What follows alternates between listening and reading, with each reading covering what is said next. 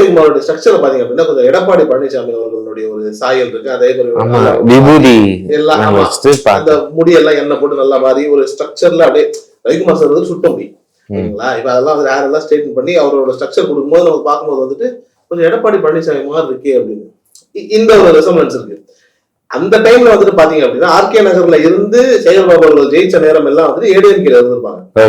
அப்போ ஏடிஎம்கேல இருக்கக்கூடிய ஒரு மனிதர் வந்துட்டு என் பேரை வந்து நான் சொல்லணும் அப்படின்னு சொல்லி தலைவர் கேட்கிறாருன்ற மாதிரி அவர் சொல்ல வர இடத்துல வந்துட்டு அவர் சொல்லுவார். அதாவது நாசர் கதாபாத்திரத்தை முதலமைச்சர் வந்துட்டு நாசர் கதாபாத்திரம் வந்துட்டு உங்களுடைய தமிழ் ஆளுமைக்கு நான் மிகப்பெரிய தாசன், நான் ஒரு ரசிகன் அப்படின்னு சொல்லியிருப்பாரு. தமிழ்நாட்டுக்கே தெரியும் தமிழ் ஆளுமை அப்படின்னா யாரு அப்படின்னு. கலைஞர் கருணாநிதி அவர்கள் தான் வந்துட்டு இந்த தமிழ் ஆளுமை, தமிழுக்காக ஒரு தமிழ் அப்படிங்கிற அந்த பெயருக்கு இன்னொரு வடிவம் கொடுக்கலாம் அப்படின்னா அது கலைஞர்னு சொல்லலாங்கிற அளவுக்கு தான் அந்த மனிதனுடைய தமிழ் சேவை இருந்திருக்கு. இப்ப சேகர்பாபு அவர்களுடைய லைக் எம்எல்ஏ ஆகி அதுக்கப்புறம் இப்ப வந்துட்டு அறநிலைத்துறை அமைச்சரா இருக்காங்க போது அந்த மினிஸ்ட்ரியில என்னென்ன விஷயங்கள்லாம் பண்ணாங்கன்னு பார்க்கும்போது சுவாரஸ்யமான நிறைய சம்பவங்கள் இருக்கு. குறிப்பா வந்துட்டு பிராமணர்களை தாண்டி வந்துட்டு வேற யாருமே வந்துட்டு அந்த குருக்கள் அந்த மாதிரியான விஷயங்கள்லாம் பண்ண முடியாதுங்கிற நிலை ஒண்ணு இருக்கும்போது அது அழகா வந்துட்டு இவங்களுடைய டைம்ல தான் வந்துட்டு அதை மாத்துறாங்க. நிறைய நான் பிராமின்ஸ் வந்துட்டு அர்ச்சகரா வர்றாங்கிற மாதிரியான ஒரு விஷயத்தெல்லாம் பண்ணி கொடுத்துருக்கு.